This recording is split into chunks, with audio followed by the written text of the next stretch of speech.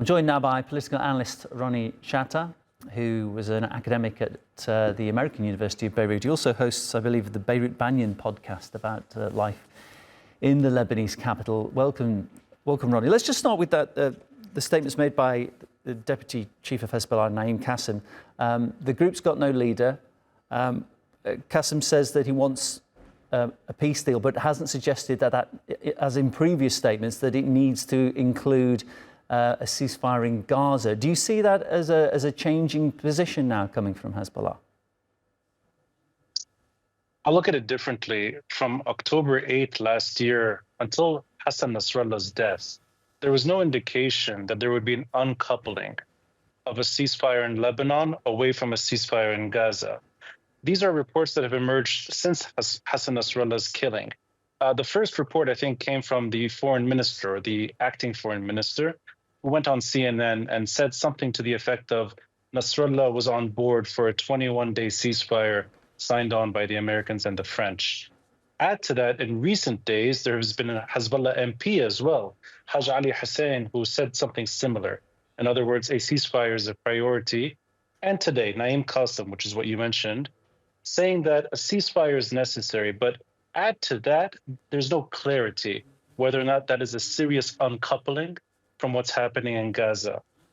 My assessment would be that it's more of prevention for further damage, and also maybe a way out that is reflective of the July and August 2006 war, when Hezbollah did agree to what became 1701 under duress. I sense something similar is happening now. But also add to that the diplomacy underway outside of Lebanon, which is Iran trying to save Hezbollah from further damage. I think that's what's playing out. And the messaging, I think, is in there. But up until now, I do not know of any serious departure from Hezbollah's position October 8th last year until October 8th today. I sense, up until now, a ceasefire in Gaza remains a precondition. The Defense Minister of Israel, Yoav Gallant, has said Hamas is dismantled and Hezbollah is defeated. I won't go so far as to say that Hezbollah is defeated, but also adding on to what you said, is there a suggestion there that Hezbollah is certainly on the back foot and certainly very much weakened and looking to get out of the conflict? Hezbollah's capabilities are degraded. The paramilitary force has been handicapped severely.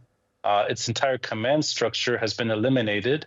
Its Secretary General was killed 10 days ago, and the person meant to emerge as the de facto Secretary General, Hashem Safieddin, is presumed dead from the last few days, but definitely not defeated.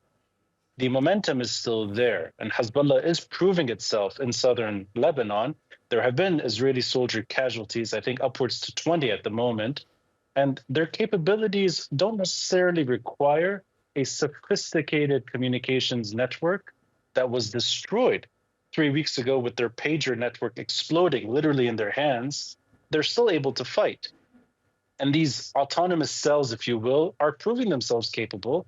And I'm not an expert in how Hezbollah fighters communicate at the moment, but there is clearly a communication capability underway where they can still fight. And I'll add to that, it's in addition to their military capabilities, the resistance, at least the way they define it, is actually growing in popularity. And that happens the moment the Israelis enter Lebanon. When this happens, there's a psychological component that kicks in, meaning a legitimate resistance emerges in Lebanon to fight the Israelis as they enter. I think psychologically, if anything, Hezbollah is looking, I think, towards a victory that they can sell. And that may require, unfortunately, more Israeli involvement in Lebanon for that victory to actually mean something.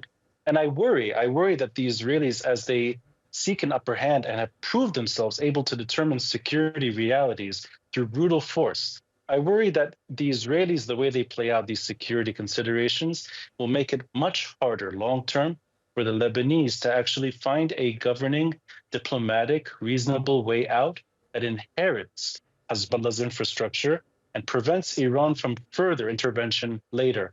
I worry Lebanese will seek sub-state reassurance long-term if this conflict continues.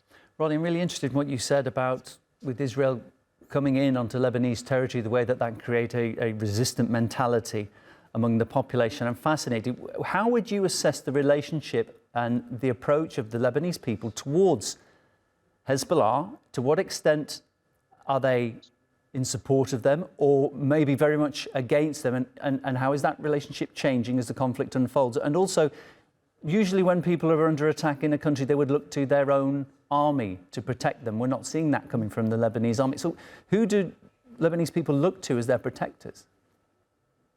It's a complicated question. I'll try to answer it in a way that makes sense. In other words, looking at how the word Hezbollah has changed over time as well. I sense over time, Hezbollah lost its raison d'etre, meaning a legitimate resistance force that can fight the Israelis in Lebanon. That seems to have largely faded following Israel's withdrawal. Despite contested farms, the Sheba farms, that are most likely for Syria, not for Lebanon, according to at least the Blue Line, the UN's armistice line from 1949. That little real estate is not the reason. The raison d'etre to fight the Israeli occupation of Lebanon ended in May 2000. July 2006, after Hezbollah launched a kidnapping operation that failed, and the Israeli soldiers' bodies that were returned to Lebanon after sparked a month-long war. I think the popularity for that group during wartime goes up naturally, but in political terms has plummeted, meaning Hezbollah is not resisting. Hezbollah is initiating. And that conflict spilled out from Lebanon, went into Syria too. Hezbollah took a blow in the popularity sense once Hezbollah got involved on behalf of the Syrian regime. I think this changed the group forever. It also took Hezbollah to Iraq and Yemen, but I think Syria in particular, the capabilities for Lebanese militia to go and rescue the Syrian regime and fight for its survivability, I think changed a lot of perspective on that group's capabilities, making it less resistance and more Iran's paramilitary force fighting for Iran's security leverage in the region. Now, if you fast forward until October 8 last year, prior to Hezbollah's involvement in this war as it is right now, Hezbollah is, I think, for the most part, an unpopular political party, meaning they've been blamed for paralyzing politics in Lebanon, not through the vote, not through parliament, not through governance, but through security, meaning their security leverage as it's played out, whether it's by assassination or whether it's by even stalling and ultimately halting the investigation into the largest non-nuclear blast in modern history, the August 4 port blast. I think many Lebanese turned away from Hezbollah and started opposing the way it applies politics in Lebanon, because politics has been paralyzed for a long time, and the blame was being directed towards them. But if you then take it from that moment and the last few weeks in particular, not Hassan Nasrallah's death alone, not his targeted killing, not that. It's the moment the Israelis enter Lebanon. I think that triggers something, which is the legitimate right for Lebanese to fight. Now, what that is long-term, I don't know. It may not be Hezbollah-oriented in the end. It may literally be something that is resistance-oriented and takes us back to the 1980s, where there was a smaller Hezbollah capable of fighting, but there were other sub-state groups too, doing something similar. I worry that if that's where we're heading, this is long-term paralysis that leads to collapse and an ungovernable state. Now, to answer the second part of the question related to the army, you're right. The Lebanese army, the way it's been put back together after the civil war is complicated. The Lebanese army was not allowed to head to the south until 1701 went into effect, which means for 16 years after the civil war's end, the Lebanese army was not in the south, which is striking. The Lebanese army's return, of course, post-1701, has been mostly for better or worse, an internal force, not meant to project its strength more than keeping internal affairs together, alongside a triple-fold UNIFIL force, the UN interim force in Lebanon, the observer force, which numbers around 30,000. Ronnie, I really do apologise. I'm afraid time's got the better of us, and it's my fault because I asked you such a kind of deep-reaching question. But I really want to say thank you, because I was just gripped listening to that. We unfortunately probably needed another 5, 10, 15 minutes to go into more depth than that.